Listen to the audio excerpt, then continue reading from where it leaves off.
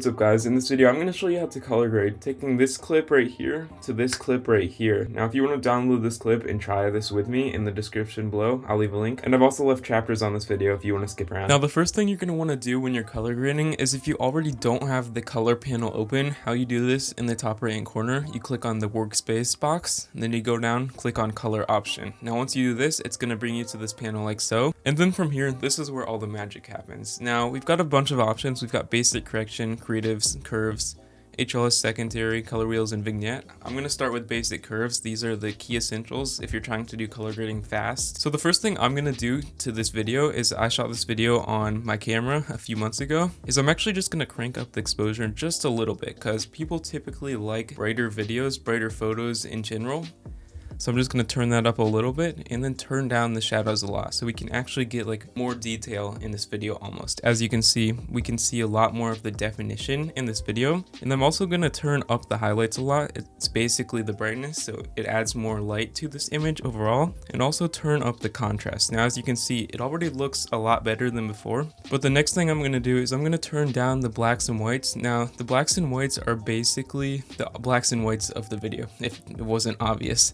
So I'm just going to turn those down just a little bit, not too much though, because you can actually see a lot more of the color in this video, you could say. And I'm also going to decrease the temperature a little bit. Now temperature is used to like give the video more of a feel. If you're trying to give it more of a warm look, you use temperature. In this case, I'm going for more of a cooler temperature because I want the colors to be a little bit more vibrant in this video. And then I'm going to turn up the saturation just a little bit, not too much, because I don't want it to be like oversaturated and colors to be too vibrant. Once I turn that up a little bit, I'm pretty satisfied with how this is so far. But if you want to see the before and after of like your progress on how it's been since you've started this, is all you have to do is you click on the little FX in the top right hand corner.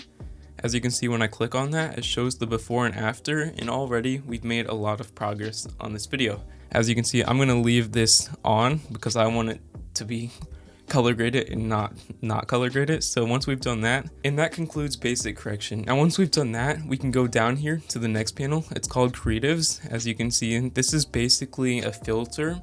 It gives an almost overlay effect of the entire video. As you can see, if we turn up the faded film, it adds almost like a dollar faded effect, which for me, this is not what I'm going for. I'm trying to fix the colors and make the sky and buildings more vibrant. So I'm just going to double click on this slider and it will actually slide back to 0. But the next panel I'm going to go to is I'm going to go to curves. Now curves are one of the biggest, most important things when it comes to color grading, in my opinion. So how you do this is, as you can see, we've got a little bit of like a grid on this curve right here. How you actually make these points is you use your pen tool by clicking on this little graph right here. As you can see, when we drag these points up a little or down a little bit, increases and decreases the exposure and overall the color of the shot. In this case, I'm just going to increase some of these a little bit, not too much or too low, but just a little bit, so that we can add more color and overall get more of the lighting that we are going for, the feel we're going for this video. In this case, I'm just going to do this. Not too much at all. You can mess around with that though. You can also do it for individualized colors like red, green, and blue right there.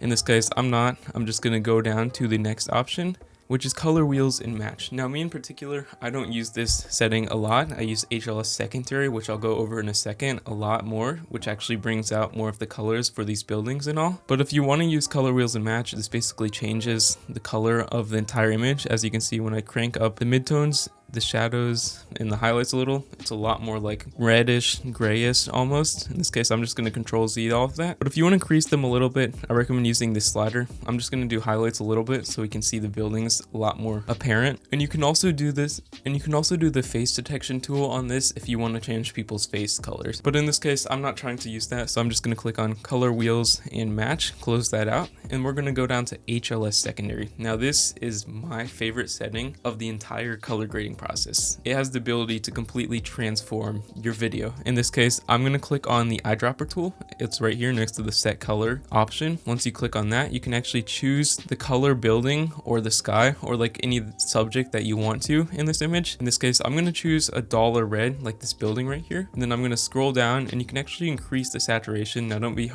scared by like that little grayed out effect. Go down here and then crank up the saturation just a little bit. As you can see, it's very fuzzy to see, it's hard to see, but the reds on the buildings and overall in this image increase quite a bit. And if you want them to be even more apparent, you can take this color correction wheel right here and you can actually drag this towards the color you want it to be. In this case, it's turning a lot more red right now, but if you want it to be blue or more green, you can just drag it down there. In this case, I want it to be red because the bricks are red. Not too much. You want to be careful because otherwise it'll look fake and just look not real. Once I'm satisfied with that, I'm going to turn up the contrast just a little bit, and that is how you change like the colors. You can do this again if you want to. In this case, I don't want to. I just want it more of the reds in this image. You can also do that again just by clicking on another eyedropper tool and clicking on a subject that you want to change. In this case, I don't want to do this again. So the next thing I'm going to do is go down to my clip, click on it, then you want to go to Effect Controls.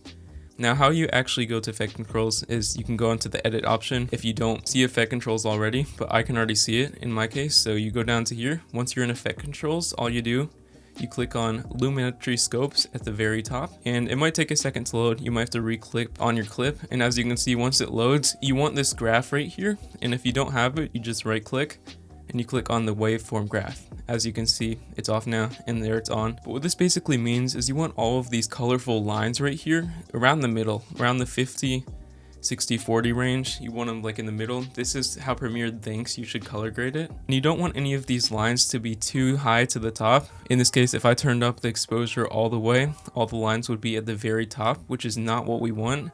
But if I turned it down all the way, it's basically terrible.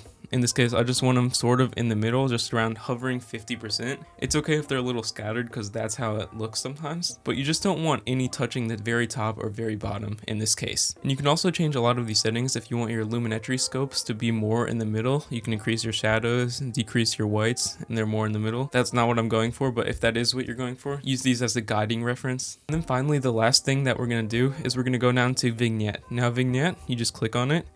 It's again in the color panel settings, and it basically adds like just a little bit of a border around your entire image. In this case, if I increase it, it adds like a white, shifting your focus to the center of the image. But if I decrease it, it actually like adds a little bit more black to the edges. And you can actually add a feather to this too. As you can see, that's a feather with zero flow, but if you increase the feather more, it actually does more of a gradual turn towards the vignette. As you can see, when we add more blacks, it definitely shifts your focus towards more of the center of this image, and overall, it just looks a lot better. In this case, I'm not going to go for a vignette, maybe a small one, because I want these buildings and these cars to be more apparent in this image. But once I'm satisfied with that, let's check the before and after. How you do this again, FX button in the top right corner. Click on it, that's the before and after. And you can also change more of these settings as you go, but that's basically the essentials to color grading. Color grading makes all the difference to your videos, and I recommend you share this with a friend if they need to increase their video quality.